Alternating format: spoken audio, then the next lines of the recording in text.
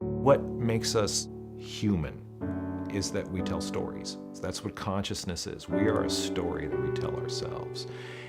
As a community, own your story and make it a better story. Give it a happier ending when you're finished with your part of the story than it had when you came in. That is exactly what's happening here, and I've seen that happening over the last 10 years with building healthy communities.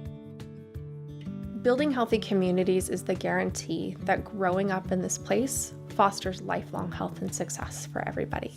It's not a program, it's not a service. It's a way of approaching and a mindset to how you work in community that intrinsically pulls on the strength of rural communities. There was this idea that we were going to come together as a community and actually dream together. And it took us a while to even get to that place, rather than thinking about our work as our work about food or our work about education or about young people, to instead say this isn't a slate of initiatives. This is about what is the experience of kids and families growing up in our community, and how is the work of agencies and nonprofits and government in service to and supporting transforming that experience of the kids and the families in this community to be their best selves. My time before I joined BHC felt like there was like a clock kind of ticking over my head. Like, how long do you have until this place gets you? You know, like, are you gonna end up on drugs? You're gonna end up homeless? Are you gonna end up broke? And getting involved with BHC turned that clock backwards a little bit. I didn't have any kind of that like positive community outlet in my life before, and I didn't know what it looked like to have that. I felt like my voice didn't matter, and like there's nothing I could do to make a difference. And there's this idea in Del Norte that you have to go somewhere else if you want to be successful. But I just see now that Del Norte is this beautiful place, and we can make it better, and we can make our own lives better. You look at your community and go, oh, kids aren't ready for school, or people are not getting the food they need, and you're like, oh, I know how to fix that problem.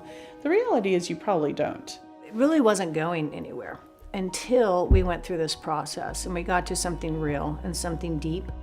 Until you go and talk with people and you understand their life and what their challenge is to make that happen, you don't really understand how to start a solution. Listen as if your life depends on it.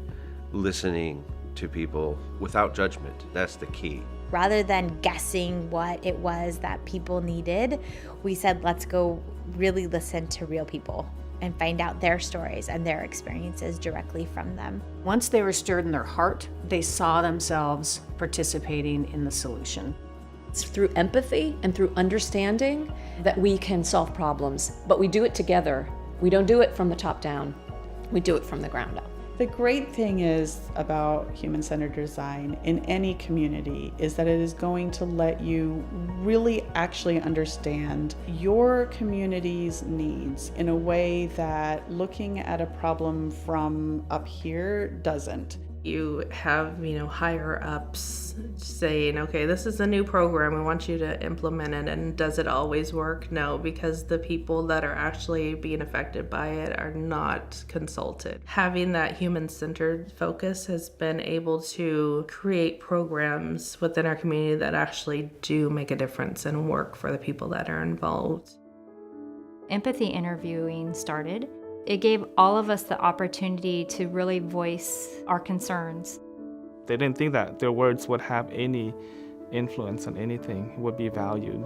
But they came, they got our inputs, and our folks were able to hear them later on and said, oh yeah, we did share those, and they actually worked on it. That built trust. It's healing the community. People are reaching over what used to be barriers. White people, Mexican people, the tribal community, meshing together where you wouldn't see that before. All of those sort of barriers that we construct that keep us apart in society just fade away. We had a 20-foot long wall full of ideas. Every sticky note had an idea. There was, I would say, over 400 different ideas that had come from the community about how to address these issues. By digging into those empathy interviewings, it's going to impact future generations and children throughout Del Norte County. We actually share the same highest hope, and we actually share the same worst fear. And once you can say that out loud together, you can design better solutions. The momentum that was created through the statistics that came out of the empathy interviews was amazing. It caused this momentum of, I have the power to make a difference. It's not us and them, or it's this group and that group. It's all of us advocating for everybody. Building healthy communities has flipped the switch and brought everyone together in a more collaborative, trusting environment. We were engaged from the beginning with intent. It wasn't just like, oh yeah, what about the tribes? It was like, the tribes are part of this community. And we are. We can't be separate. We are moving forward, lockstep together. We have folks sitting at the table that have never sat at the table together. Throughout my time at BHC, there's never been a time where I felt that I wasn't being listened to and valued. They really do care about making sure that young people are able to share their side of a story. Across the board, young people to adults, even elders, are now feeling more comfortable speaking out on their own behalf. They have really taken great strides into being their own best advocates. We have the power. You can make the difference. It's a real, tangible thing, and that's what the process of organizing is supposed to show you, is your own power. Your opinion and your voice is important because you are a part of this community. When you bring those ideas forward and you bring your voice forward, that is making a change in your community, no matter what. We value our students and we value our student voices.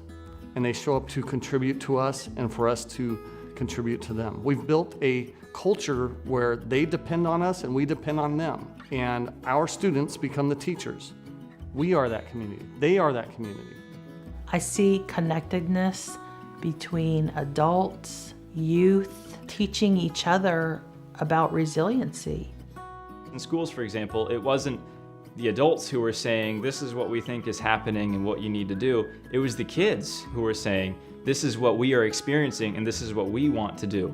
And then there was this support network of people who said, all right, let's help you send that message forward. Resiliency is powering through, even though you're going through maybe some tough times, that we can overcome this. And as a community, have youth empower everyone. Everybody's important to this community, kids, elders, everybody, because they're all special. Not just within schools do we look at academics and behavior, but we also look at the social emotional part of the child. We look at the whole child. And through this approach to building healthy communities, we're looking at the whole community. You don't really see the hand of the Building Healthy Communities initiative because that's not how they work. They work with getting people to change systems and policies so that those people can make change in the community. One of the intents of building healthy communities was to teach us how to make our community sustainable. It was to teach us how to truly understand if there's a problem, how to dissect it, how to get to the root of the problem, how to co-design a change, and then beyond that, how to make that change sustainable. This is a tool that cannot be kept to ourselves or to our community. It's part of what can help to heal not only our community, but heal our world, and it starts here. Community makes a town into a hometown. There's a bright future ahead, but only if you turn the lights on. Basically, all of me is a product of my family and the place where I live. The least I can do is come back and put my hat in the ring, so to speak, to try to make it a bit of a better place. Don't let anybody write your story for you. Write your own story. Create your own narrative. It's not really finding your own home here, it's kind of like make it your home. Because the world is really how you shape it to be. Community is not just one single person, it's not just one single group or organization just trying to bring everyone together. It has to be, and everyone has a part in it, movement. Because the community is not just one person leading the pack, it's everyone doing what they can to lead everyone forward.